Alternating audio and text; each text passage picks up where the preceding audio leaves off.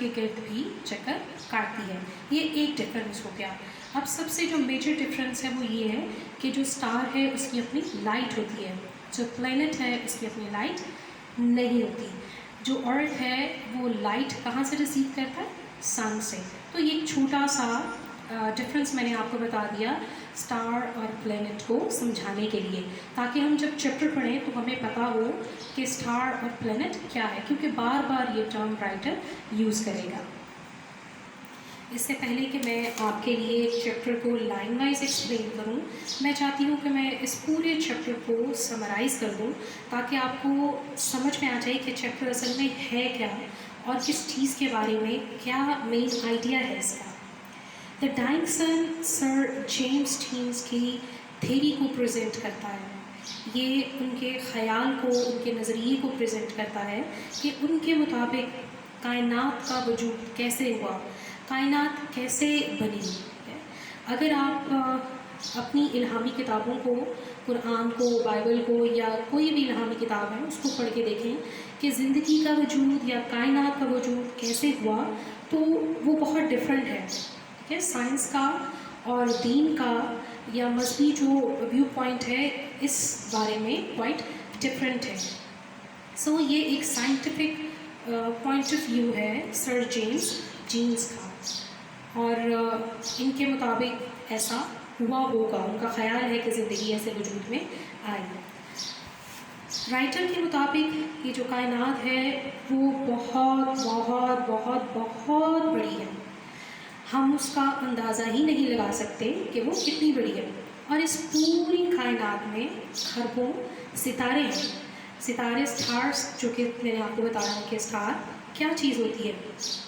اور زیادہ تر اسٹارس جو ہیں وہ اتنے بڑے ہیں کہ ان کے اندر ہماری جو زمین ہے اس جیسی لاکھوں کروڑوں زمینیں اس کے اندر آ جائیں ایک اسٹار کے اندر, اور پھر بھی اس اسٹار میں جگہ بچ جائے گی.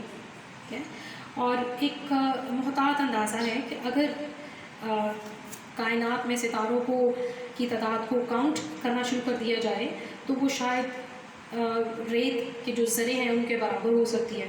اب ریت کے ذروں کو کون گن سکتا ہے, اسی طرح سے ستاروں کو بھی کوئی گن نہیں سکتا.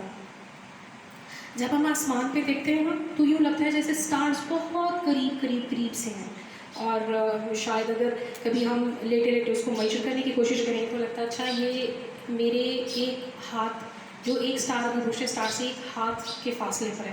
حالانکہ ایسا نہیں ہے, حقیقتاً اتنا زیادہ فاصلہ ہے, اتنا زیادہ فاصلہ ہے کہ یہ کبھی بھی ایسا نہیں ہوتا کہ ایک اسٹار جو ہے وہ دوسرے اسٹار کے قریب آ جائے, کیونکہ فاصلہ بہت زیادہ ہے.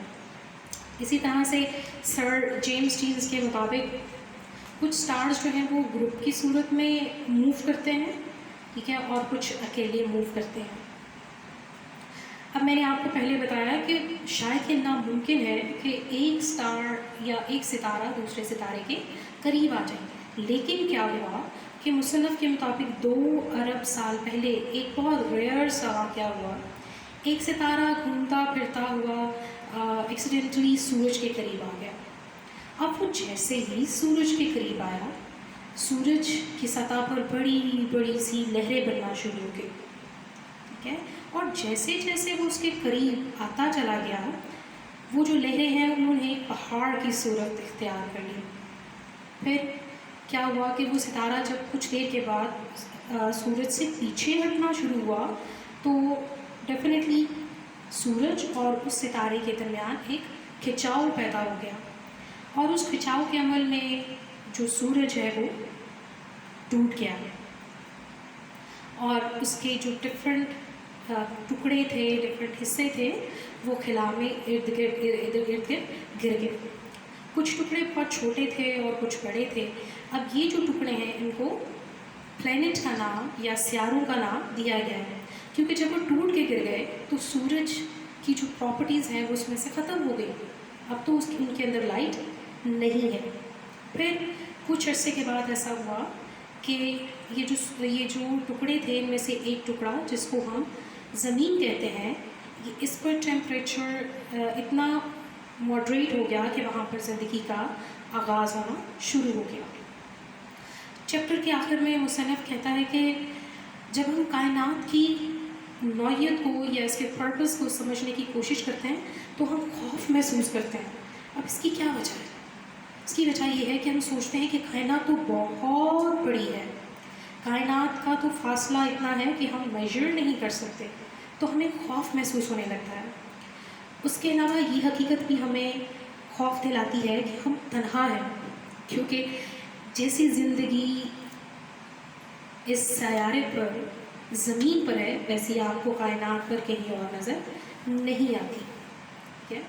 और ज़िंदगी के लिए बहुत ज़रूरी है कि जो नेसेसरी कंडीशंस हैं वो पूरी हों। अब बहुत सारे सैयारे ऐसे हैं जो इंतहाई गर्म हैं, इतने गर्म हैं कि वहाँ पर ज़िंदगी जो है वो पिघल जाए, कोई ज़िंदा चीज़ जो है वो वहाँ रह नहीं सकती, और कुछ इतने ठंडे हैं कि वहाँ जाके जम जाए।